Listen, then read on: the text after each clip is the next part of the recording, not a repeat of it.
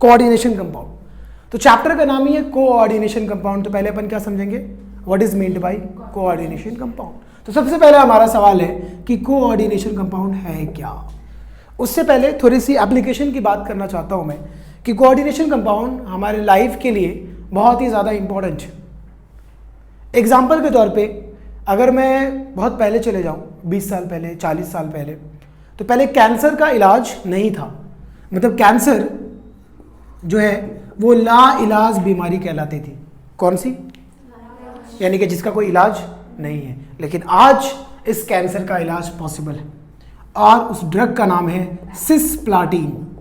Cisplatin एंटेक्सॉन। 11th के NCERT के पहले चैप्टर में मिल जाएगा। तो कौन सा ड्रग है जिससे कैंसर का ट्रीटमेंट होता है? सिस्प्लाटिन एंटेक्सॉन। और ये जो सिस्प्लाटिन है ना बच्चा, ये सिस्प्लाटिन एक कोऑर्डिनेशन कंपाउंड। मैं बताऊंगा कोऑर्डिनेशन कंपाउंड को डिटेल में क्या है। मैं एक एग्जांपल दे रहा हूं कि कोऑर्डिनेशन कंपाउंड जो है एक अलग कंपाउंड है, नॉर्मल कंपाउंड नहीं है।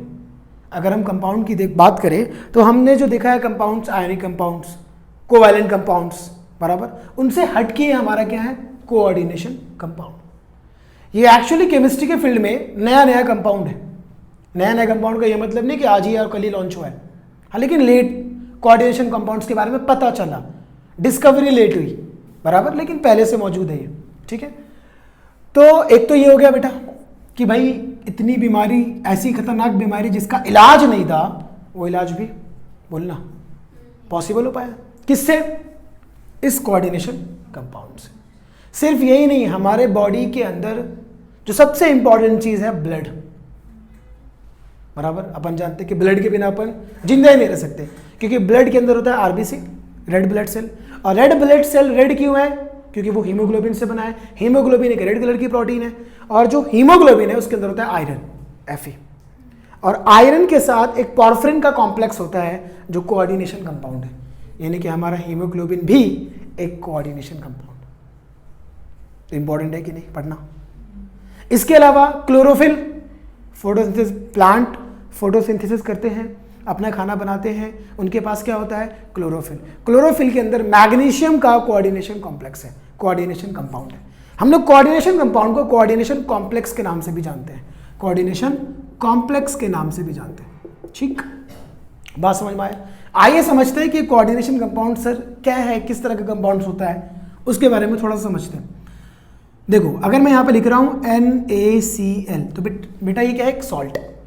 सबको मालूम है नमक एक सॉल्ट है, NaCl एक सॉल्ट है। अब सॉल्ट में भी ये कौन सा कंपाउंड है? Ionic compound. आयनिक कंपाउंड आप सबको पता होना चाहिए कि आयनिक कंपाउंड को जनरली 3 पार्ट में बांटा जाता है।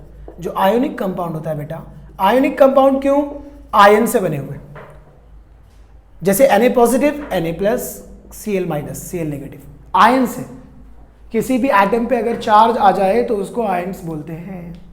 और मेटल्स जो होते हैं वो इलेक्ट्रोपॉजिटिव होते हैं, यानी कि उनके ऊपर पॉजिटिव चार्ज होता है। और नॉन मेटल्स जो होते हैं वो इलेक्ट्रोनेगेटिव होते हैं, यानी कि उनके ऊपर नेगेटिव चार्ज होता है। और उनसे बने कंपाउंड को आयनिक कंपाउंड्स बोलते हैं। एक्चुअली ट्रांसफर ऑफ इलेक्ट्रॉन से बनता है, खैर हमारा ये सब्जेक्ट नहीं है। तो आयनिक कंपाउंड्स तीन तरह के होते हैं बेटा जी। एक एसिड होता है, और एक बेस होता है, और एक सॉल्ट होता है। क्लियर? क्लियर। अब जिसमें पॉजिटिव आयन यानी कि कटायन H प्लस हो वो एसिड होता है। जिसमें नेगेटिव आयन यानी कि अनायन OH माइनस हो, स्पेशली पानी में जाने के बाद डिसोसिएट करें, वो बेस होता है।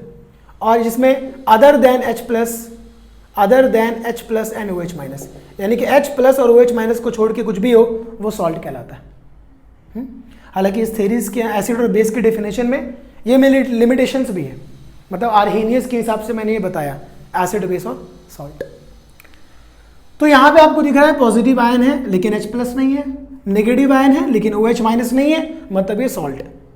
ठीक, अगर मैं लिख रहा हूँ MgCl2 तो बेटा जी ये भी सॉल्ट है, क्योंकि ये टूटेगा Mg प्लस, Mg की वैलेंसी 2 होती है, 2 प्लस पक्का, और क्लोरीन की वैलेंसी माइनस होती है, तो 2 क्लोरीन है इसलिए 2 माइनस।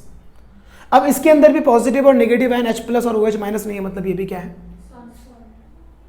सॉल्ट है। पक्का सॉल्ट समझ में आ गया? तो इसको हम नॉर्मली सॉल्ट बोलते हैं। अब जिसके अंदर सॉल्ट्स एक से ज्यादा हो हम उसको डबल सॉल्ट्स बोलते हैं।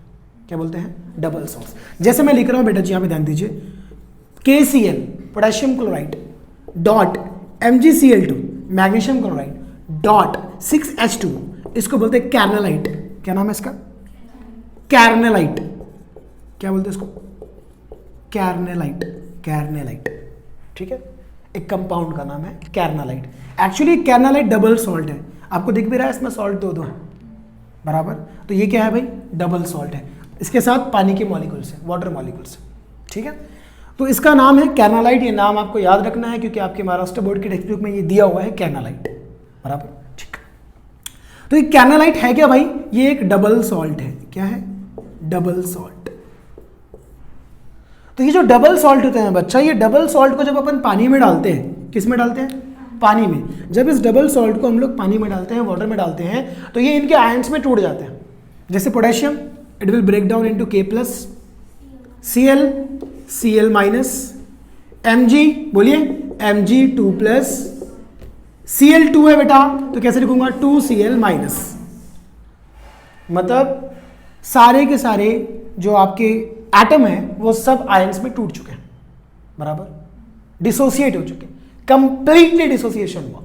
दिस इज कॉल्ड 100% डिसोसिएशन, यानी कि कंप्लीटली डिसोसिएट हो गए वो, ठीक। आप इसको ऐसे भी लिख सकते हो 2Cl + 1Cl 3Cl- एक साथ, ठीक। तो बेटा डबल सॉल्ट्स उस सॉल्ट्स को बोलते हैं जो पानी में जाने के बाद कंप्लीटली डिसोसिएट हो जाते हैं। किसको बोलते हैं? उसको जो पानी में जाने के बाद कंप्लीटली डिसोसिएट हो जाते हैं। तो double salts are the compounds which completely dissociate into their ions in water, ठीक है। तो डबल सॉल्ट्स क्या होते हैं बच्चा? द कंपाउंड्स, बोलिए, the compounds which completely dissociates in water into ions। वो पानी में जाने के बाद कंप्लीटली टूट जाते हैं, हम उसको क्या बोलते हैं बेटा? डबल सॉल्ट बोलते हैं। किसी को कोई डाउट, किसी को कोई दिक्कत डबल सॉल्ट में? आया बात समझ में बेटा? आप पूछ रही थी सर आप ग्लव्स क्यों पहनते हो, देखो ये इरेज करने के, ठीक है। डबल सॉल्ट सबको समझ में आया? क्या होता है डबल सॉल्ट बेटा? जो पूरी तरीके से डिसोसिएट हो जाए पानी में आने के बाद। अब देखो, अब कुछ ऐसे कंपाउंड मिले, लाइक FeCN6, K4FeCN6, ये कंपाउंड। अब इस कंपाउंड को जब पानी में डाला गया, तो भाई कहानी कुछ और ही मिली, पता कुछ और ही चला। जैसे कि देखो, अपन एक्सपेक्ट क्या कर रहे थे? अपन एक्सपेक्ट कर रहे थे कि इट विल और it should be broken down into K+, potassium की वैलेंसी 1 होती है, K+, 4 है तो 4 लगा दो, 4K+, प्लस Fe, ठीक। अब Fe का वैलेंसी हम जानते हैं 2+ होता है, 2+। हालांकि यहाँ पे वैलेंसीज का निकालेंगे हम ऑक्सीडेशन नंबर से, मैं एक एग्जांपल के लिए लिख रहा हूँ। और साइनाइड की वैलेंसी होती है माइनस, ठीक है, -1। और कितने हैं साइनाइड? 6 है माइनस। अपन एक्सपेक्ट कर रहे थे कि ये होना चाहिए, बट वो हुआ जो हमने सोचा भी नहीं था, क्या हुआ? जो हमने सोचा भी नहीं था। क्या? देखो, हुआ 4K+ ब्रेकडाउन हुआ, लेकिन ये FeCN6 ज्यों के त्यों रह गए, जैसे के वैसे रह गए, ये टूटे ही नहीं। FeCN6 4-, ये 4+ है इसलिए 4-। मतलब ये पूरा का पूरा FeCN6 ये टूटा नहीं, ये कॉम्प्लेक्स में ही रहा, इस आयन को बोलते हैं कॉम्प्लेक्स आयन।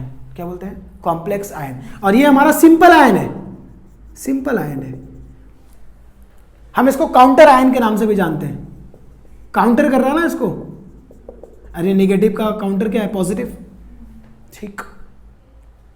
तो मतलब ऐसे कंपाउंड्स जो पानी में जाने के बाद कंप्लीटली डिसोसिएट नहीं होते हैं, उसी का नाम है कोऑर्डिनेशन कंपाउंड। कोऑर्डिनेशन कंपाउंड समझ में आया? या फिर कोऑर्डिनेशन कंपाउंड क्या है? कोऑर्डिनेशन कंपाउंड क्यों पढ़ना है भाई साहब? बहुत इंपॉर्टेंट चीज है। हमारे ब्लड के अंदर कोऑर्डिनेशन कंपाउंड दौड़ रहा है। प्लांट के क्लोरोफिल, प्लांट के अंदर क्लोरोफिल है, उसमें भी क्या है? Coordination complex. ऐसे बहुत सारे इसके एप्लीकेशन है जो हम चैप्टर के लास्ट में देखेंगे। वो तो मैंने आपको बताया कि काय को पढ़ रहे हैं अपन, क्योंकि पहला सवाल माइंड में आता why we are going to study this chapter और टॉपिक, और आना भी चाहिए। लोग पढ़ाते हैं लेकिन क्यों पढ़ना है लोग बताते नहीं है, तो फिर मजा नहीं आता है। अपने को मजा कब आएगा, अपने को इंटरेस्ट कब आएगा? जब अपने को मालूम रहेगा कि इसके अंदर पढ़ना क्या है और इसका एप्लीकेशन क्या है। आया बात समझ में? तो कोऑर्डिनेशन कंपाउंड्स क्या होते हैं बच्चा? The compounds which do not dissociate completely in water into simple ions. They dissociate in water at least with one complex ion. At least with one complex ion. कम से कम टूटने के बाद उसमें एक कॉम्प्लेक्स आयन होना चाहिए। उसको हम क्या बोलते हैं? मेरा बच्चा ये सितंबर 2019 में आया हुआ है बोर्ड एग्जाम में, महाराष्ट्र बोर्ड।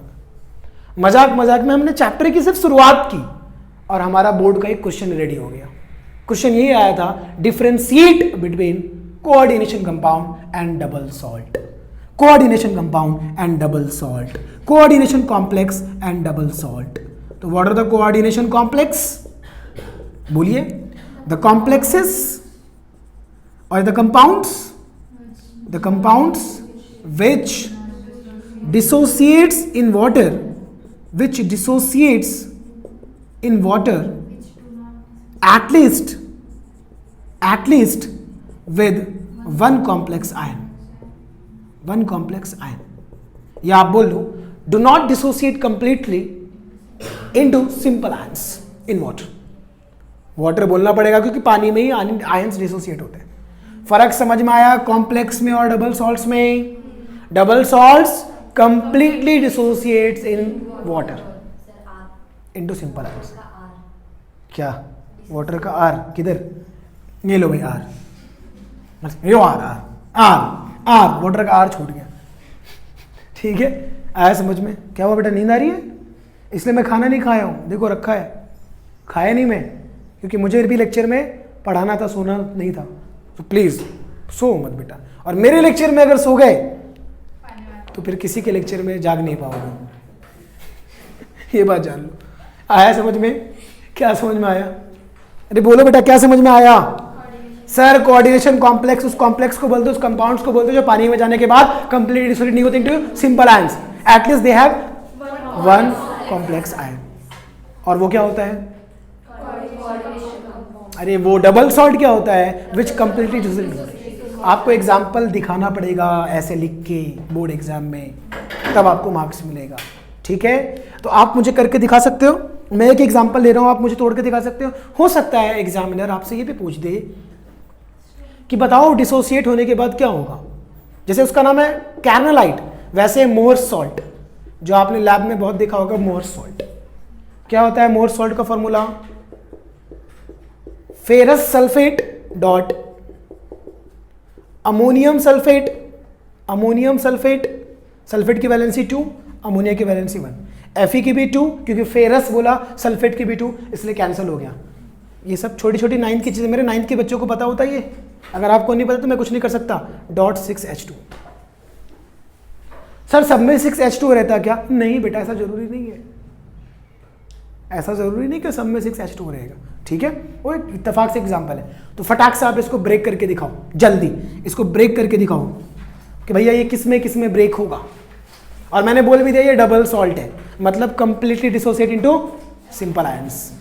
अगर वैलेंसी नहीं आती है तो वैलेंसी लिख दे रहा हूँ। सल्फेट की वैलेंसी होती है 2-, उसके बाद अमोनियम की वैलेंसी होती है प्लस, उसके बाद आयरन की वैलेंसी यहाँ पे यूज़ की है 2+। अब तो सब मैंने दे ही दिया, बस आपको नंबर लिखना है कि किसमें डिसोसिएट होता है। डन। चलो अभी चेक करो कि आपका सही है कि नहीं। Fe 2+ प्लस SO4 यहाँ पे एक है, यहाँ पे एक है, मैं दोनों लिखता हूँ 2SO4 2- प्लस अमोनिया 2 है, अमोनियम एक्चुअली अमोनिया नहीं, NH4 प्लस 2 है तो 2, बस खत्म। तो Fe भी टूटा, SO4 भी टूटा, NH4 भी टूटा, कंप्लीट सबका सही है, चेक करो। ठीक, तो मतलब ये डबल सॉल्ट है। अगर ये क्या होता कॉम्प्लेक्स होता तो टूटता नहीं टूटता। आया बात समझ में? ठीक है, पक्के से। अभी देखो सिस्प्लाटिन मैंने बोला ना कैंसर के इलाज के लिए है। अगर इसका फॉर्मूला बताओ तो देखो ये कॉम्प्लेक्स है, दिख रहा है क्या? देखो तो दिख रहा है, PTNH3 2Cl2, ये एक कॉम्प्लेक्स है, इसका नाम है सिस्प्लाटिन, जो जिससे कैंसर का ट्रीटमेंट किया जाता है, PTNH3 2Cl2। अब इसको क्या पढ़ते हैं, इसका नाम क्या है, ये सब सीखेंगे अपन इस चैप्टर में। इसके अलावा और एक कॉम्प्लेक्स का एग्जांपल ले लेते हैं अपन। कॉम्प्लेक्स का अपन ने K4FeCN6 लिया, हाँ, जहां पे ये हमारा कॉम्प्लेक्स कौन सा चार्ज था, नेगेटिवली चार्ज कॉम्प्लेक्स था। एक पॉजिटिवली चार्ज कॉम्प्लेक्स का एग्जांपल ले लेता हूँ, ले लो ElF6 या दूसरा ले लो,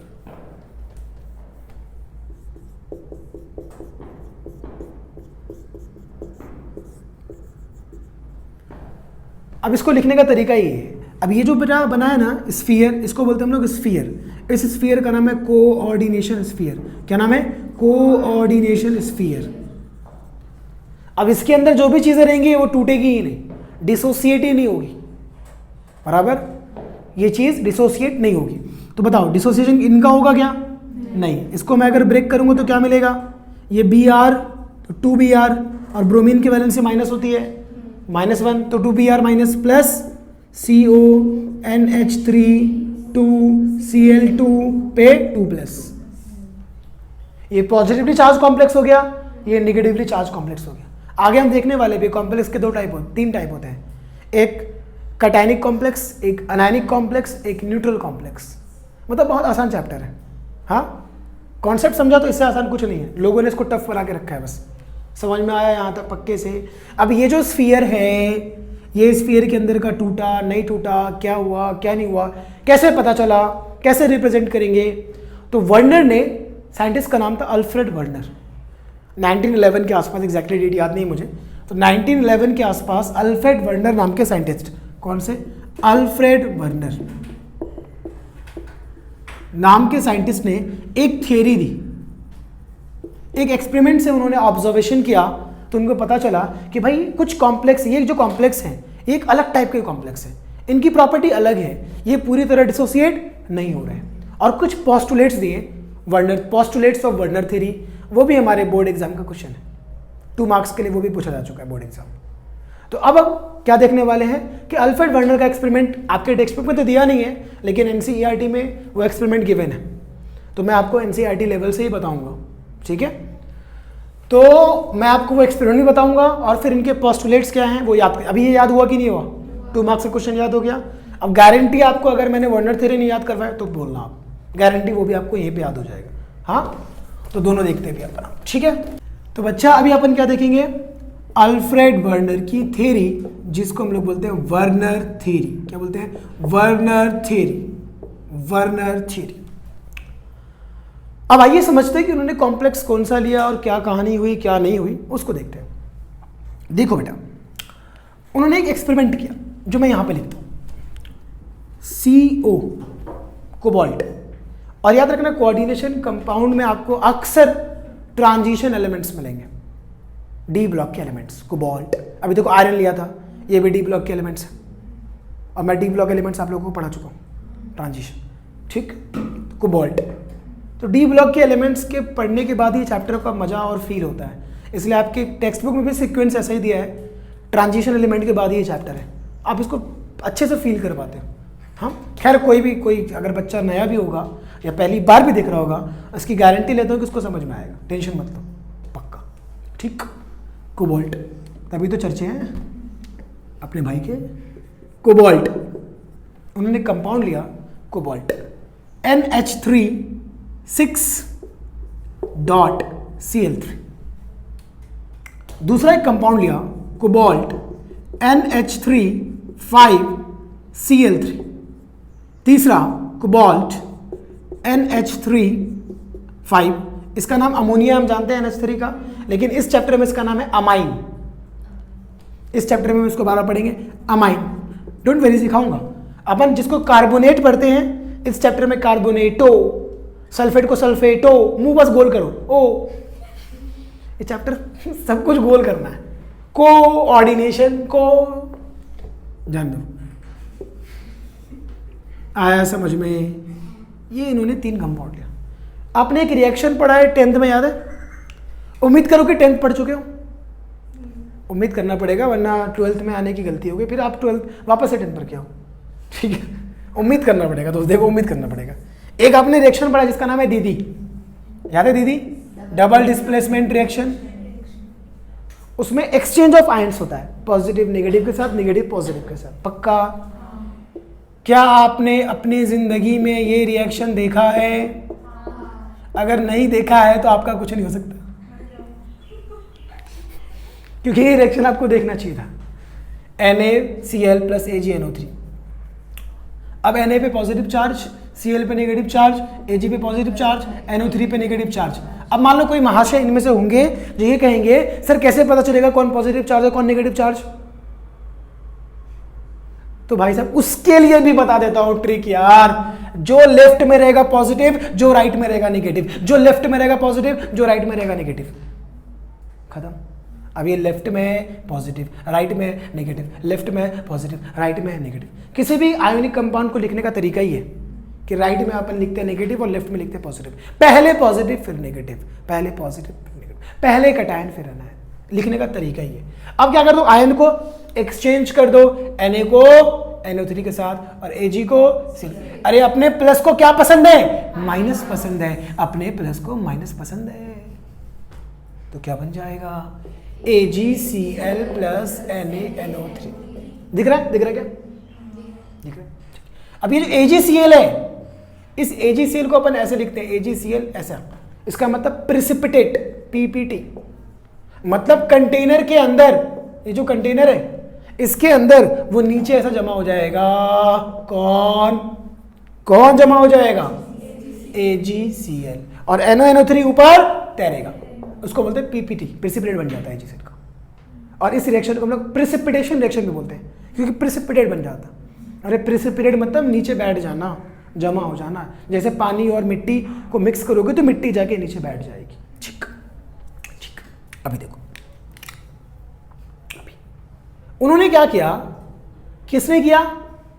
उन्होंने किया। ये मैंने नहीं किया, ये उन्होंने किया। किसने किया? उन्होंने किया, उन्होंने। ठीक।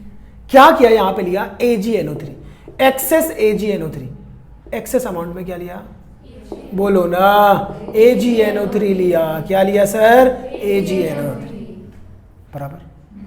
तो AgNO3 दिया और ये Cl है। अगर आपको नहीं मालूम है तो मैं बता दूं, उन्होंने ऑब्जर्व किया कि एक कॉम्प्लेक्स है, तो कॉम्प्लेक्स की बाहर की चीजें टूटती है। समझो ये कॉम्प्लेक्स के बाहर है तो ये टूटेगा। तो कितने हैं? 3।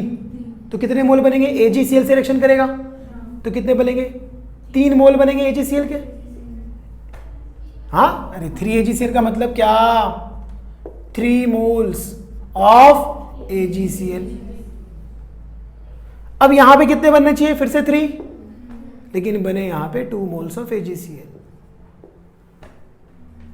हाँ, कितने बने? 2। और यहां पे बनना चाहिए था 3, यहां पे बने 1 मोल ऑफ AgCl।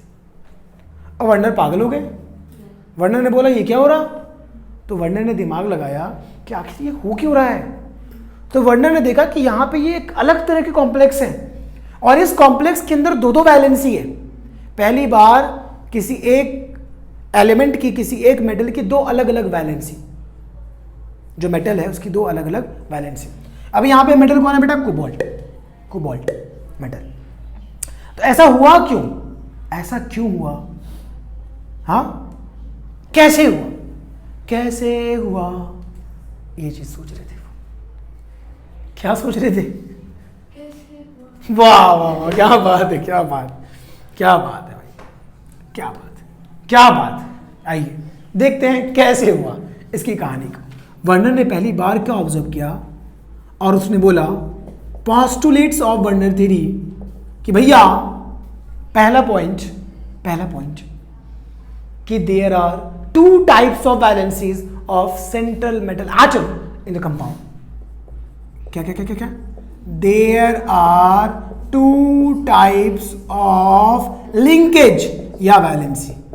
लिंकेज बोलो या वैलेंसी बोलो, there are 2 types of valencies of central metal atom. आप चाहो तो टेक्स्ट बुक में देख सकते हो कि उन्होंने बोला होगा there are 2 types of linkages और वैलेंसी है, सही चीज है। क्या लिखा हुआ है? There are 2 types of valencies of central metal atom, सही है, मेरे यकीन हो गया? ठीक है। CMA का मतलब क्या लिखा मैंने? Central metal atom. There are 2 types of linkages और 2 टाइप्स ऑफ, 2 तरह की वैलेंसी होती है। क्या समझेगा? समझेगा। 2 तरह की वैलेंसी होती है, primary valency and secondary valency. Primary valency and secondary valency. सबसे पहला पोस्टुलेट, सबसे पहला statement, there are 2 types of linkages और valency, that is primary valency and secondary valency. ये स्टेटमेंट लिखने पे आपको हाफ मार्क्स मिलेगा, आपको यहां पे हाफ मार्क्स मिलता है।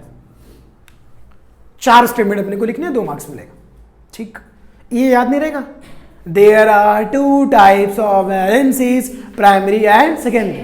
आइए समझते हैं क्या है प्राइमरी और क्या है सेकेंडरी। देखिए बेटा, एक्चुअली ये कोबाल्ट, ये जो कंपाउंड था ना, ये कंपाउंड कोबाल्ट, ये कोबाल्ट, ये 6 वैलेंसी कंप्लीट करता है। कितनी वैलेंसी कंप्लीट करता है? 6। इसकी वैलेंसी 6 100% वो कंप्लीट करेगा, मतलब 6 बॉन्ड्स ये बनाएगा ही बनाएगा। तो NH3 कितने हैं? 6, अमाइन 6 है, तो NH3 NH3 NH3 NH3 NH3, देख बेटा ग्लव्स का काम, NH3, ठीक। तो कितने हैं? 6, और ये Cl कितने हैं? 3, तो ये Cl3 बाहर है, ये Cl3 बाहर है, और ये कॉम्प्लेक्स के अंदर है। तो हमने बोला कॉम्प्लेक्स के अंदर वाला मटेरियल टूटता नहीं है, टूटता बाहर वाला है, बराबर। तो कोबाल्ट हर हाल में वैलेंसी 6 कंप्लीट करेगा, तो इसने 6 वैलेंसी कंप्लीट कर लिए, 3 Cl बचे, इसलिए 3 मोल AgCl के बने। लेकिन इस वाले केस में यहां पे कोबाल्ट 5 ही बॉन्ड बना रहा, तो छठे के लिए 1 क्लोरीन ले लेगा, समझा? अरे स्वाद आया? देखो यहां पे क्या है? NH3, यहां पे क्या है? NH3, यहां पे क्या है? NH3 5 होंगे, 1 कम हो गया ना, तो यहां से 1 क्लोरीन ले लेगा, 1 क्लोरीन ले लेगा, तो बचा कितना? बच्चा 2 ही बचा ना, 2 ही बचा ना, तो इसीलिए 2 मोल। और टूटता कौन है? जो स्फीयर के बाहर होता। टूटता कौन है? जो कोऑर्डिनेशन स्फीयर के बाहर होता, वो डिसोसिएट होता। तो डिसोसिएट ये यहाँ पे 3 मोल बनेंगे, यहाँ पे 2 मोल। एंड सिमिलरली यहाँ पे 4 है, 2 वैलेंसी और पूरी करेगा, 6, 1 बचेगा, तो 1 टूटेगा। पक्का आया समझ में? पक्के से? अरे पक्के से। इसको अपन कैसे लिख सकते हैं? पहले वाले को देखो, पहले वाले को, इसको मतलब पहला, दूसरा, तीसरा।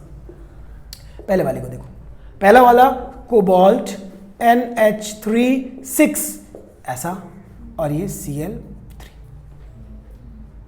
हाँ, दूसरा वाला कोबाल्ट NH3 और 1 Cl अंदर रहेगा और 2 Cl बाहर रहेंगे। और तीसरे वाले में कोबाल्ट NH3 Cl2 और 1 Cl बाहर रहेगा। और हम जानते हैं कि जब हम इनको तोड़ते हैं, अभी सीखा हमने तोड़ना, तो कैसे टूटेगा बच्चा मेरा? कैसे टूटेगा? तो पापा मेरे देखो ऐसे टूटेगा। ये NH3 कितना है? 6 है, और यहाँ पे बोलो ना 3 Cl माइनस होगा। अगर ये 3 माइनस है तो इस पे 4 प्लस है ना, 4 प्लस बोली। हाँ, कुछ तो शर्म कर बेटा, कुछ तो शर्म कर ले। यहाँ पे अगर 3 माइनस है बेटा जी, तो यहाँ पे 3 प्लस होगा। अच्छा प्लस बोला। अच्छा मेरी गलती, लड़की ने प्लस बोला था। CONH3 बोलो ना Cl, और यहाँ पे कितना? 2 Cl माइनस, तो बेटा जी यहाँ पे 2 प्लस। हाँ, और यहाँ पे जल्दी बोलो CONH3 Cl2, यहाँ पे बेटा जी बोलो ना Cl माइनस, इसलिए इस पे 1 प्लस होगा। अरे गॉट इट। आया कि नहीं आया समझ में? क्लियर है? कहानी समझ में आ रही है? बहुत टफ है। ऑब्जर्वेशन समझ में आया कि एक वैलेंसी वो हर हाल में कंप्लीट करेगा, चाहे कुछ भी हो जाए, वो हर हाल में वो वैलेंसी कंप्लीट करेगा। पक्का? जो 6 कंप्लीट किया उसको हम लोग बोलते हैं सेकेंडरी वैलेंसी, जो ऑलवेज फिक्स होता। क्या बोलते हैं, सेकेंडरी वैलेंसी जो ऑलवेज फिक्स होता, जो मैं यहाँ पे लिख रहा हूँ कि सेकेंडरी वैलेंसी, थर्ड पॉइंट में लिख रहा हूँ, थर्ड पोस्टुलेट में लिख रहा हूँ कि सेकेंडरी वैलेंसीज और लिंकेज, लिंक जो किया इसने, linkage, secondary valencies are non ionisable. क्या ये टूटता है बेटा जी? क्या ये टूटा? क्या ये NH3 टूटा? क्या NH3 डिसोसिएट हुआ? क्या ये आयंस बने? इसलिए हमने क्या बोला, secondaries valencies are non ionisable. है? अरे समझा? Secondary valencies are non ionisable and it is fixed. और ये फिक्स होता, अगर 6 बॉन्ड बनाने हैं तो बनाने हैं, हाँ। एंड इस सेकेंडरी वैलेंसी को हम लोग कोऑर्डिनेशन नंबर भी बोलते हैं। क्या बोलते हैं? ये फिक्स होता है, it is fixed. Secondary valencies are non ionisable and the number of secondary valency, कितने सेकेंडरी वैलेंसी से अटैच्ड है, मतलब कितने एटम अटैच्ड है। एक्चुअली इसको हम लोग बोलते हैं लाइगेंड्स, जो मैं अभी आगे बताऊंगा। इनको क्या बोलते हैं अपन? लाइगेंड्स। जो सेंट्रल मेटल से अटैच होते हैं उनको क्या बोलते हैं हम लोग? लाइगेंड। क्या बोलते हैं बोलना भाई? अभी फिलहाल के लिए नाम याद रखो, लाइगेंड्स। क्या बोलते हैं? Ligands. So the number of ligands और डोनर एटम, ऐसा समझ जाओ, donor atom, number of ligand बोल लो या डोनर एटम्स बोल लो, is equal to the coordination number. क्या बोलते हैं उसको? Coordination number. तो बेटा इस कोबाल्ट से कितने लाइगेंड जुड़े हुए हैं? 6, तो कोऑर्डिनेशन नंबर 6। इससे भी 6, इससे भी 6, it is fixed. Coordination number is always fixed. Secondary valency is fixed. Secondary valency of central metal ion is fixed. Secondary valency of central metal ions are non ionisable, बराबर, and it is fixed, बराबर। और जो उससे attached होते हैं central metal से, बेटा central metal है ना, सेंटर में है और मेटल है, इसलिए सेंट्रल मेटल, और एटम है मेटल का एटम ही तो रिप्रेजेंट करते हैं, तो central metal atom. Central metal atom से जो डायरेक्टली अटैच्ड होगा उसको हम लोग बोलेंगे लाइगेंड, बराबर। और इसी को बोलते हैं सेकेंडरी वैलेंसी, जो कोऑर्डिनेशन स्फीयर के अंदर होती है, जो टूटती नहीं है। और प्राइमरी वैलेंसी क्या होती है? Primary valencies are ionisable.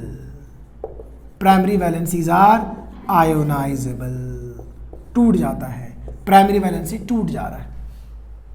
इस मेटल की वैलेंसी जो प्राइमरी है, वैलेंसी का मतलब क्या होता है? Combining capacity of an element, of an atom to lose or share or gain the electron to attain its maximum stability, that is to attain noble gas configuration। मतलब maximum stable होने के लिए कोई भी एटम कितना loose, कितना share या कितना गेन कर रहा है, उसी को तो बोलते हैं वैलेंसी। तो यहाँ पे कोबाल्ट जो है वो क्लोरीन के साथ क्या उसका है रिलेशन? तो बेटा क्लोरीन इस कोबाल्ट से आयनाइज हो जा रहा, इनडायरेक्टली बॉन्ड बना हुआ है, डायरेक्ट बना हुआ है कि नहीं?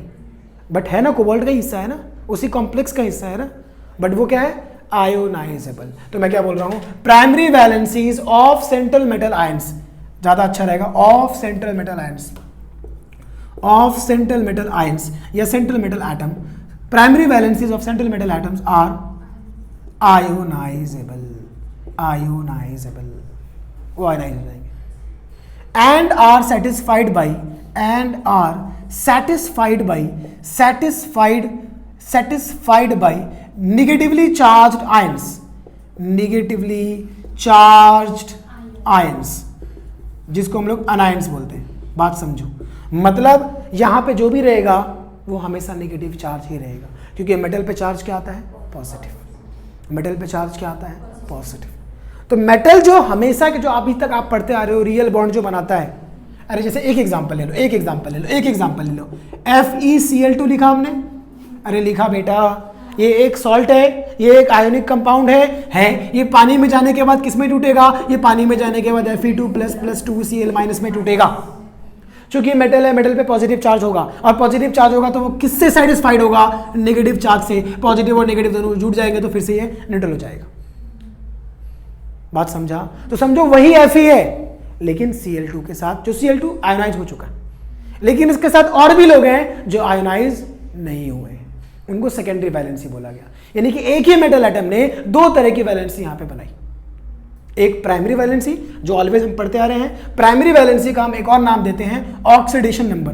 प्राइमरी वैलेंसी को हम लोग primary valency of central metal atom is nothing but oxidation number. Oxidation number is nothing but जो आज तक पढ़ते आ रहे हो वैलेंसी। जैसे इसका ऑक्सीडेशन नंबर क्या है 2, मतलब इसकी वैलेंसी क्या है 2। अरे बात समझ में आया। अब एक एग्जांपल लेता हूं थोड़ा सा और आपको समझाने के लिए, जो मैंने लिया था K4FeCN6 वाला, फिर से वही एग्जांपल लेता हूं K4FeCN6। ये छोड़ो, यही यहाँ पे जो एग्जांपल है अपन वही लेते हैं। कौन सा है? कोबाल्ट। यहाँ पे क्या है? NH3 और बेटा जी क्या है? Cl3। ठीक, जब मैं Cl3 को हटाऊंगा तो क्या आ रहा था यहाँ पे? 3+। अरे देखो ना 3+ आ रहा था ना। अब देखो इसको X मानेंगे, इसका निकालना है अपने को वैलेंसी। और बेटा जो अमाइन होता है ना, ये न्यूट्रल एटम होता है, तो न्यूट्रल एटम है तो उसकी कोई वैलेंसी होती नहीं है, तो ये होगी 0। तो क्या बोलूंगा? X + 0 = +3। X = +3। तो इस कोबाल्ट की प्राइमरी वैलेंसी क्या है? +3। जैसे कि एग्जाम्पल के लिए कोबाल्ट NH3 Cl3 में क्या होगा? कोबाल्ट की वैलेंसी, कोबाल्ट का ऑक्सीडेशन नंबर क्या होगा बेटा जी? क्या होगा? +3। ये primary valency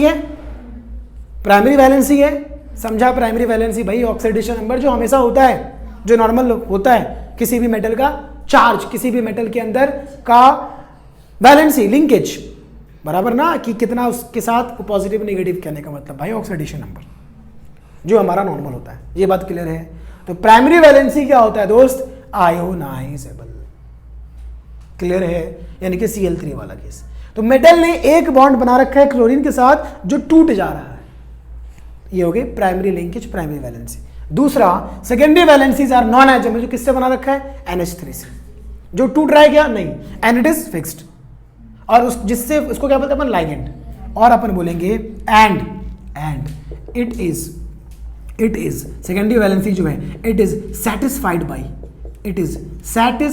by negatively charged atom या ग्रुप और न्यूट्रल ग्रुप। मतलब यहां पे फिक्स नहीं है कि नेगेटिव चार्ज होगा, वो न्यूट्रल भी हो सकता है, नेगेटिव चार्ज भी हो सकता है। जैसे कि मैंने एक एग्जांपल लिया था, याद है आपको? K4FeCN6 वाला। अरे याद है? यहां पे लिख देता हूं K4FeCN6। हाँ, अब देखो Cn पे माइनस चार्ज होता है, तो यहां पे Fe के अराउंड क्या है बेटा जी? Cn। और Cn क्या है? निगेटिवली चार्ज पे C है। तो इस मेटल से जो सेकेंडरी लिंकेज होगा वो कोई भी हो सकता है, क्योंकि वो फिक्स है, वो आयनाइजेबल है ही नहीं। तो याद रखना, it is satisfied by either negatively charge atom और न्यूट्रल एटम। समझा? या तो नेगेटिव चार्ज या तो न्यूट्रल। ये तुम्हारा क्या हो गया? Third postulate. पहला, there are 2 types of linkage, primary and secondary. पक्का? दूसरा, प्राइमरी वैलेंसीज आर, बोलो, ionisable. Primary valencies are ionisable and satisfied by negatively charge ion. Secondary valencies are non ionisable and it is satisfied by either negatively charge ion और neutral atom. Primary valency is equal to oxidation number and secondary valency is equal to coordination number. इस chapter में हम देखेंगे coordination number इसको बोलते हैं, यानी कि नंबर ऑफ लाइगेंड। जैसे इसका कोऑर्डिनेशन नंबर क्या होगा? 6, क्योंकि कितने लोग हैं? 6 लोग से जुड़ा है। उन लोग को क्या बोलते हैं? लाइगेंड। L4 लोग, L4 लाइगेंड। कितने लोग से जुड़े हुए? एक्चुअली डोनर एटम बोलते हैं उसको, हम आगे और डिस्कस करेंगे जब चैप्टर को डेप्थ में लेके जाएंगे। चौथा एंड आखिरी point, the secondary valencies have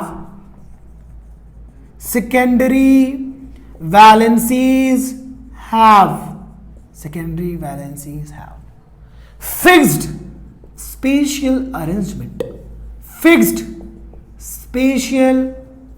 arrangement around the central metal ion,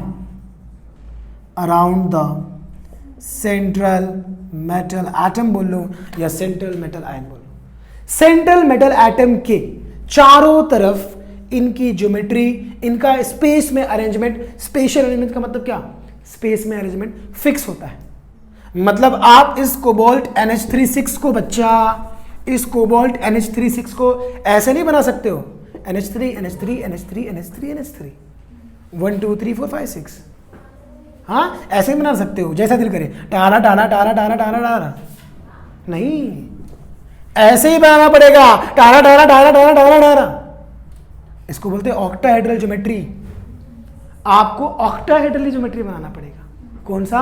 octahedral. ये ऑक्टाहेड्रल ज्योमेट्री है। कैसे भी कुछ भी बना सकते क्या? नहीं, फिक्स ज्योमेट्री होता, जैसे कि स्क्वायर प्लेनर, टेट्राहेड्रल, ऑक्टाहेड्रल। समझा? ये सब एक फिक्स ज्योमेट्री। समझा? इसका नाम है। अक्सर कैसे पता चलेगा कौन सा क्या ज्योमेट्री है? सर हमको कुछ आता ही नहीं है। कोई बात नहीं, तुमको कुछ नहीं आता तो मैं हूं ना, सब बताया जाएगा। क्योंकि मैं आपको क्या मान के चल रहा हूं? क्योंकि आप जीरो, ये मान के चल रहा हूं। लेकिन इतना मान के चलो कि 10th पास हो। अगर ये भी मैं मान लूं कि 10th पास नहीं हो तो मुझसे नहीं हो पाए। आया बात समझ में? तो 10th पास समझ के ही आपको पढ़ाया जा रहा है। राइटिंग थोड़ी गंदी है, समझ के ले लेना। Got it? क्या चारों पॉइंट याद हो गए? अरे बता दे। पहला, there are two types of linkage और वैलेंसी, प्राइमरी एंड सेकेंडरी। दूसरा, primary valencies are ionisable and satisfied by negatively charge and that is anion. Primary valency equal to oxidation number. तीसरा point, secondary valencies are non ionisable and it's satisfied by negatively charge and और neutral atom and it is equal to coordination number. Last point, secondary valencies have fixed spatial arrangement around the central metal atom. Fixed spatial arrangement around the central metal atom. ईमानदारी बोल, याद हुआ कि नहीं? चारों point बोला था, याद करा दूंगा, क्योंकि मुझे पढ़ाना है ना। मैंने बोला था नहीं याद होगा तो पढ़ाना छोड़ दूंगा, ऐसा तो कर नहीं सकता हूं मैं, है कि नहीं? इसलिए याद कराना बनता है। तो मैंने जहां तक मैं समझ रहा हूं, मैंने कंपाउंड चालू कर दिया, कोऑर्डिनेशन कंपाउंड। एक्चुअली क्या बोल रहा हूं? एक्चुअली ये चैप्टर का इंट्रोडक्शन था, लेकिन बेटा जी चैप्टर के इंट्रोडक्शन के साथ बोर्ड एग्जाम के 2 मार्क्स के 2 क्वेश्चन हो गए हमारे दोस्त। ये 2 मार्क्स के 2 क्वेश्चन है, 2 मार्क्स के, हाफ मार्क्स इसमें, हाफ मार्क्स इसमें, हाफ मार्क्स इसमें, हाफ मार्क्स 2 में 2। बोर्ड एग्जाम में आया हुआ क्वेश्चन 4 मार्क्स का क्वेश्चन हमने कर लिया, जबकि हमारा ये इंट्रोडक्टरी पार्ट था। मैंने बस आपको अभी यही समझाया कि कोऑर्डिनेशन कंपाउंड होता क्या है। अभी तक हम लोग कोऑर्डिनेशन कंपाउंड को बहुत अच्छे से नहीं समझ पाए। चैप्टर के डेप्थ में जाएंगे और समझेंगे। अभी इसके बाद मैं आपको समझाऊंगा कि भैया ये सेंट्रल मेटल एटम है क्या, ये लाइगेंड क्या होते हैं, लाइगेंड के टाइप्स पढ़ेंगे हम लोग, फिर कॉम्प्लेक्सेस के टाइप्स पढ़ेंगे हम लोग, फिर हम लोग नॉमेनक्लेचर सीखेंगे, नामांकन, कि इन कंपाउंड्स का नाम कैसे पढ़ेंगे भाई अपन, इनका नाम का रूल्स पढ़ेंगे IUPAC नॉमेनक्लेचर के लिए। फिर जब वो सीख जाएंगे तब ये तो बताया वर्नर ने, फिर और भी साइंटिस्टों ने इसकी ज्योमेट्री के ऊपर अलग अलग कहानी रची है, जिसको बोलते हैं VBT, वैलेंस बॉन्ड थ्योरी। फिर उसके बाद CFT, क्रिस्टल फील्ड थ्योरी। और वैलेंस बॉन्ड थ्योरी 4 मार्क्स के लिए बोर्ड एग्जाम में आता है, और गारंटी अगर 4 मार्क्स का वो क्वेश्चन आपने ऐसे चुटकियों में नहीं किया तो फिर से बोल रहा हूं पढ़ाना छोड़ दूंगा।